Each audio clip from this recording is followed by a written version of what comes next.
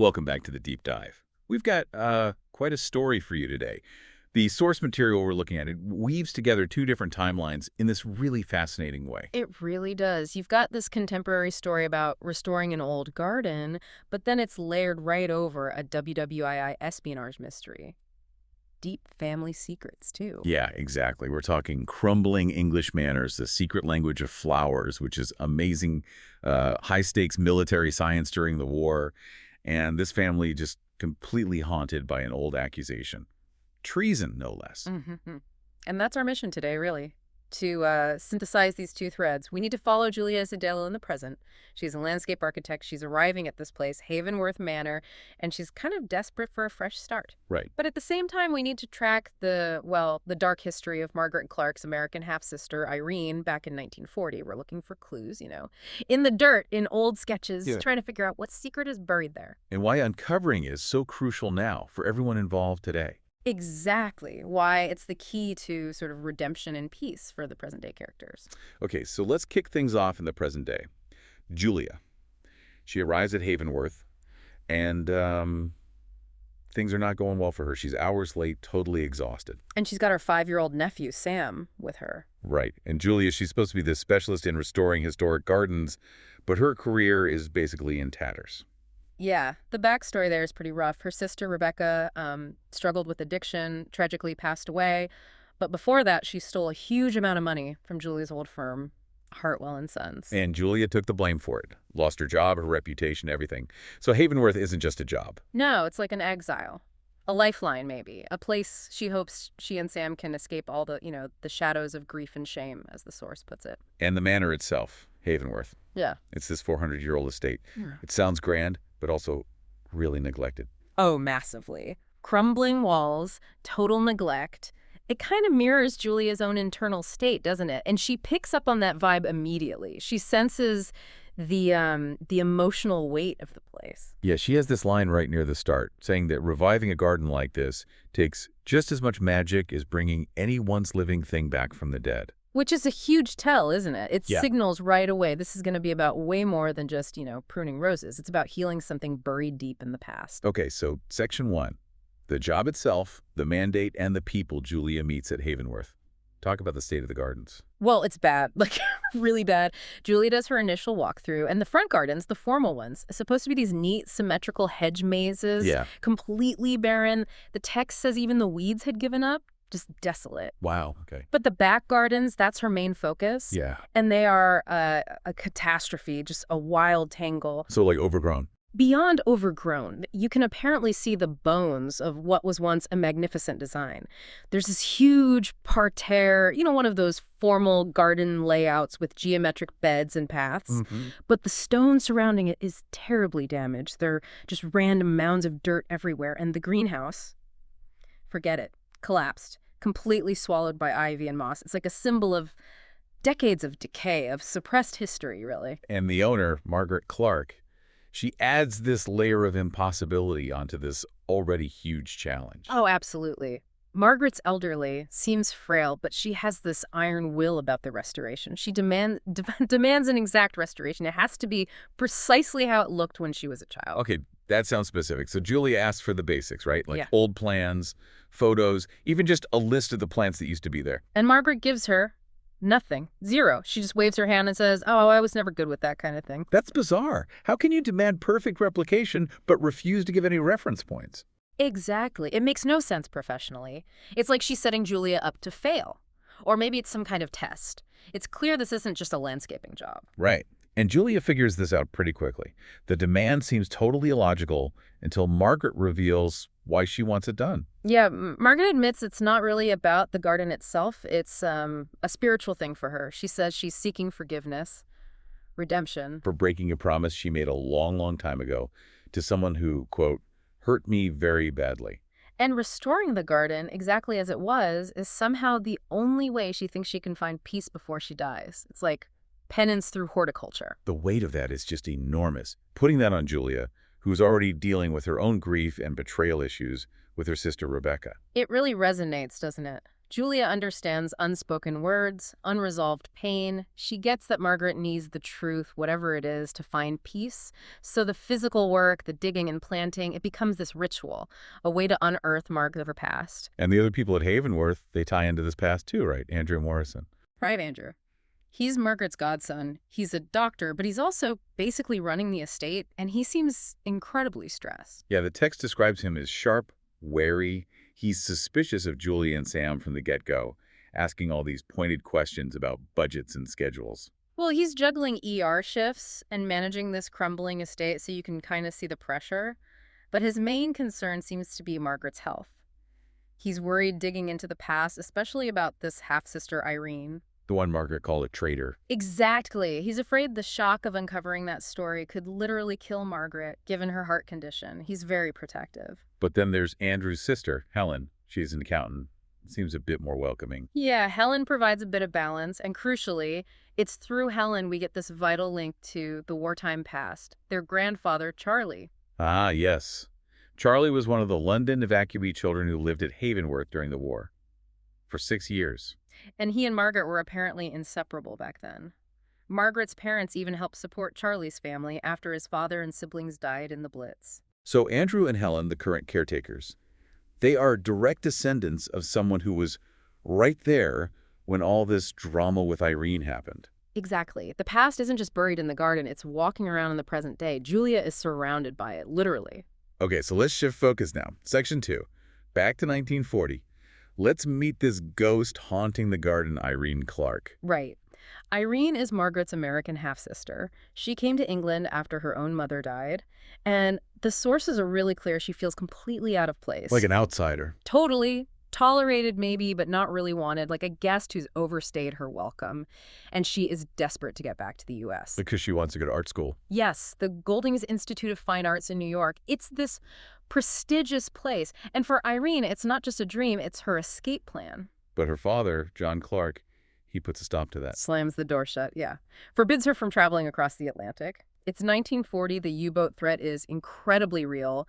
He dismisses her art school dream as some lark, tells her to grow up and take some responsibility. It's pretty harsh. And that rejection seems to push her towards finding other ways to communicate, to cope. Which brings us to the language of flowers, floriography. Yes, this is so central. Her mother, back in Boston, was a florist and taught it to her.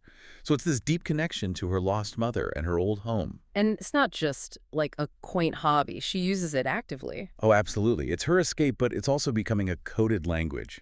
She sketches the garden, constantly focusing on specific flowers like camellias, irises. She knows pink tulips mean well wishes, marigolds mean sorrow.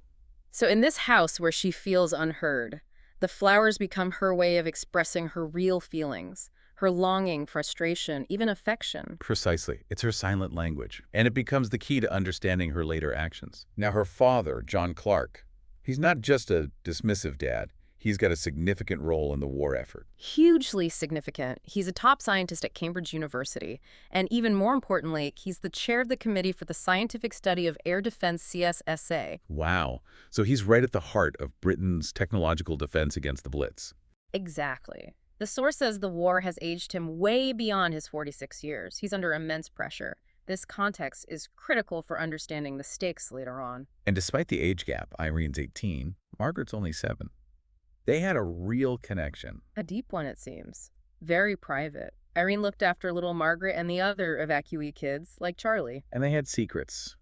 Margaret used invisible ink or etched messages, things the older evacuees taught her. Yeah, passing notes back and forth, creating their own little world away from the stressed-out adults. But that bond gets strained when Irene gets her acceptance letter from Golding's. Oh, yeah. Margaret is devastated, thinks Irene is going to leave her forever, and she reacts like a 7-year-old would dramatically. She runs away. To the garden folly. Yes, this specific spot.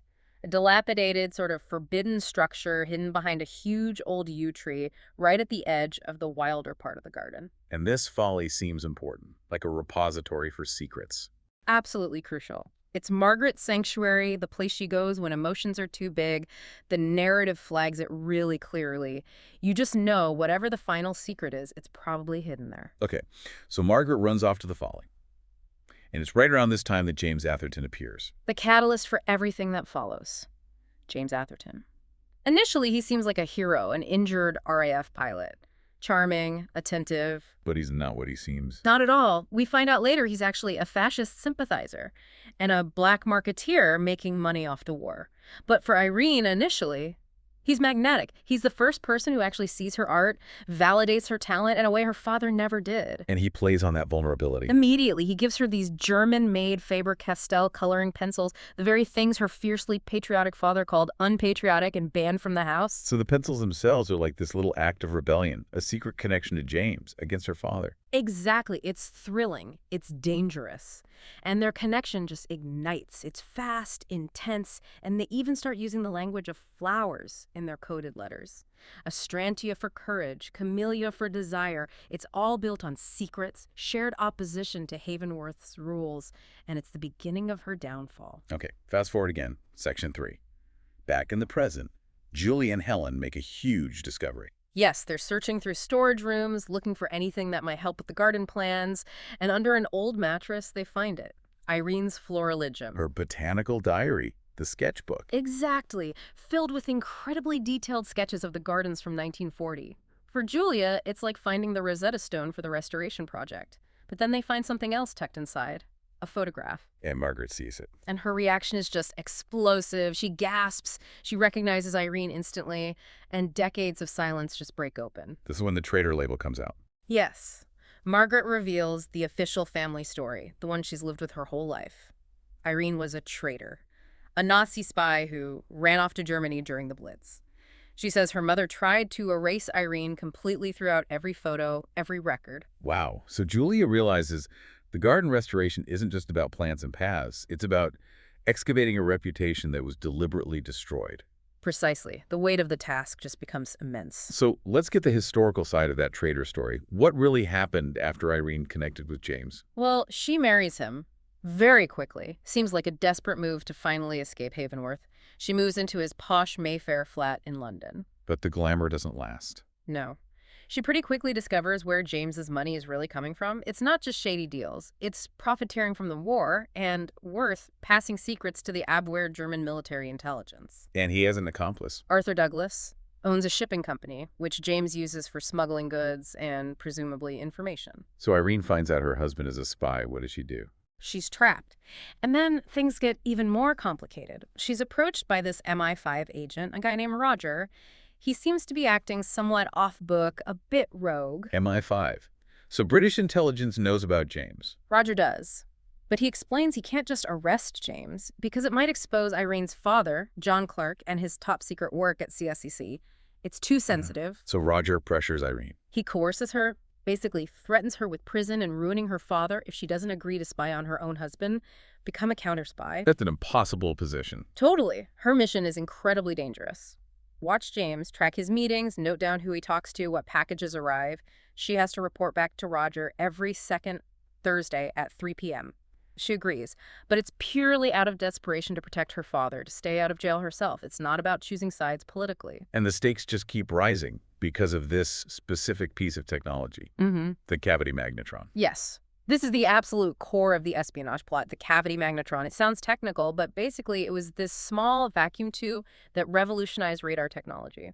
How so? Before it, radar sets were huge ground-based things. The magnetron was small but incredibly powerful. It meant you could put effective radar into aircraft. Giving Allied planes a massive advantage in detecting U-boats and enemy bombers, especially at night. Exactly. A total game changer for the air war and the Battle of the Atlantic.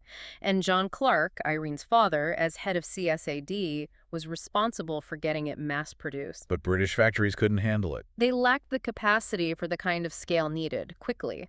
So Clarke came up with a secret plan, Operation Josephine, scheduled for October 17th, 1940. What was the plan? To secretly take the prototype magnetron, along with other crucial scientific secrets, to the United States, get the Americans to manufacture it. That sounds risky given the U.S. was still officially neutral, isolationist. Hugely risky, politically sensitive, and physically dangerous with the U-boats. But they felt it was the only way to guarantee production and safeguard the technology. And James Atherton, the traitor husband, finds out about Operation Josephine. He knows the whole itinerary. John Clarke traveling by train from London to Liverpool, then taking a steamer ship to New York. And Irene discovers proof of his plans. Yes. This is where the microdots come in, remember those? James was using this system, reducing secret documents to tiny film dots. Hiding them how? In things like dolls or maybe sewn onto clothing, hidden in packages, passed along through Arthur Douglas's shipping company, sometimes using his unsuspecting cousin Catherine as a courier. And Irene finds these microdots. She does. And when she gets them developed, possibly with Roger's help, she understands the full horror. James isn't just planning to profit, he intends to ambush her father's train. To steal the magnetron prototype. Yes, and potentially kill John Clarke in the process. This is the moment Irene shifts. She's no longer just a coerced informant. She has to stop this. She gets the microdot evidence to Roger, proving the ambush plan. Okay, final section. Section 4. The climax. Irene knows the plan. The train is leaving soon. Time is running out. She makes one last desperate attempt to warn her family directly. Goes back to Havenworth. How does that go? Terribly. She tries to tell them, but she runs into this formidable woman, Lady Montgomery, who basically shuts her down, calls her hysterical, a liar, repeats the traitor accusation. Nobody believes her. Except young Charlie, the evacu boy. He just whispers, "I believe you." A tiny moment of validation, but she's essentially alone against everyone else. And then she gets even worse news. The final blow. She finds out Roger, her MI5 contact, the only one who seemed to be on her side, is dead. Killed by James, shot in a dark alley after confronting him. So now Irene knows she's completely exposed. James knows she knows. She's in terrible danger. Absolutely. She realizes she's disposable to everyone. Her plan has to change again. If she can't warn them, she has to physically stop the mission from happening. Which leads to the act that seals her reputation as a traitor. Yes, in the eyes of her family anyway. She sneaks into her father's room at Havenworth just before he's due to leave for the station, and she steals the metal briefcase, the one containing the cavity magnetron prototype. Making it look like she's sabotaging the mission for the Germans. Exactly. But it's the ultimate act of misdirection. An act of heroism disguised as the worst betrayal imaginable. Which brings us back, finally, to the Florilegium in the present day. Julie's looking at that last entry. Right. Dated October 14th, 1940, just before the planned departure. And Julia notices the flowers Irene sketched are all wrong for the season. Asphodel. Which means regret? Columbine for foolishness, hyacinth for please forgive me, and a daisy. Representing Margaret. Childhood innocence. That's Julie's interpretation. She realizes this isn't a botanical sketch at all. It's a message. Irene's final statement, written in the only language she felt she could use, a coded apology and expression of love. And then remembering what Margaret said about secret messages, Julia and Sam try the etching technique, rubbing graphite over the page. And the hidden message appears, scratched into the paper beneath the drawing. I love you, forgive me, I promise I will always watch over you. 70 years later, the message finally gets through. The emotional impact is just huge. Margaret sees it, understands it, and the shock is immense. She collapses. But not before she reveals the final piece of the puzzle. The truth about the train. Yes. She confesses that the train they were originally booked on, the one leaving the next morning for Liverpool, it was attacked. Just outside Euston Station. Hit by a German Stuka dive bomber. Most passengers were killed. So Irene stealing the briefcase. Delayed them, saved their lives, saved John Clarke's life, saved young Margaret's life, and crucially, saved the cavity magnetron prototype from falling into enemy hands or being destroyed. Her treason was the act that saved everything. But she disappeared. Nobody knew what happened to her. Until now. Margaret stabilizes, and the focus shifts. Where did Irene go?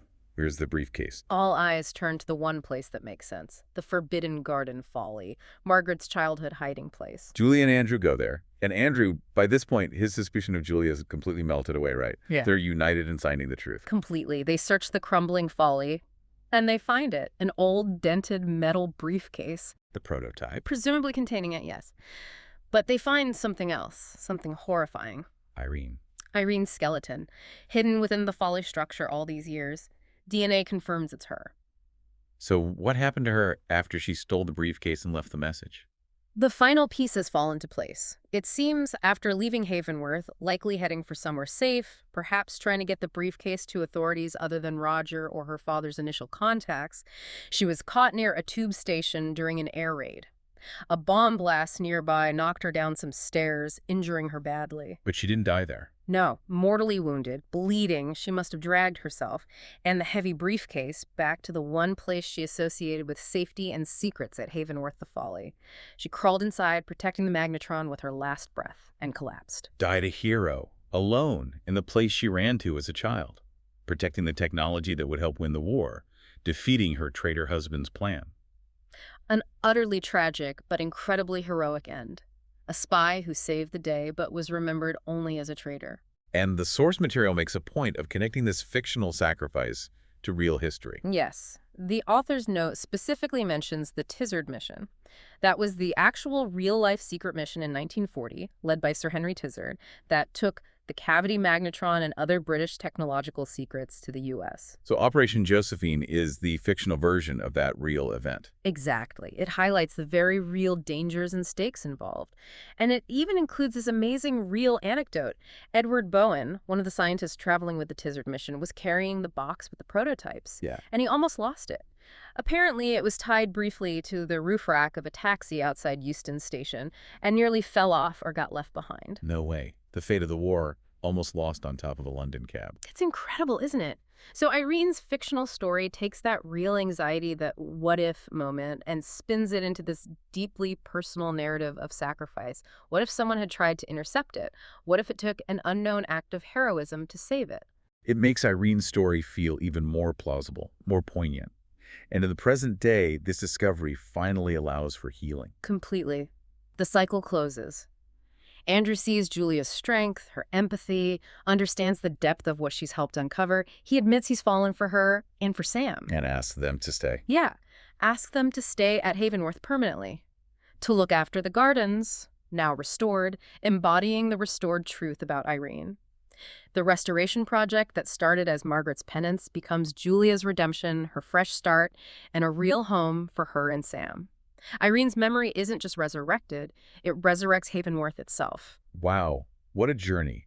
From, a rundown garden and a woman just trying to escape her past, to uncovering this 70-year-old story of incredible wartime bravery, completely hidden beneath a false narrative of betrayal. It really shows how the official story, the easy label, can be so wrong. So profoundly wrong. And I think the power of it for me comes back to communication. Irene couldn't speak freely. She was running out of time. People wouldn't listen. So she used what she had, the language of flowers, that secret etching technique, to send a message across time, a message of love, regret, forgiveness. And that message, found by a little boy 70 years later, is what finally unlocks the truth for Margaret, allows her to find that peace she was searching for. Exactly. It's the power of finding the right way to communicate, even when words fail or aren't believed. Irene died protecting the magnetron, yes, but also protecting her family and maybe that idea of a future where truth and beauty art, science, connection could actually survive. Which brings us back to that question Irene asks in the text. What are we fighting for if not art? Yeah. And maybe we can extend that a little for you, the listener, as a final thought. Yeah. If the really valuable things, scientific breakthroughs like the magnetron, works of art like Irene's sketches, or even just human connections and truths, if they often get hidden or buried or deliberately forgotten, how often might our own deep dives into our family histories or even just overlooked stories reveal acts of courage that everyone else dismissed? Acts of heroism that were labeled as failure or foolishness or even betrayal. It makes you think, doesn't it? Maybe the real takeaway is to look beyond the surface narrative. Don't just accept the easy judgment. Dig a little deeper. You never know what hidden truths or hidden heroes you might find buried there.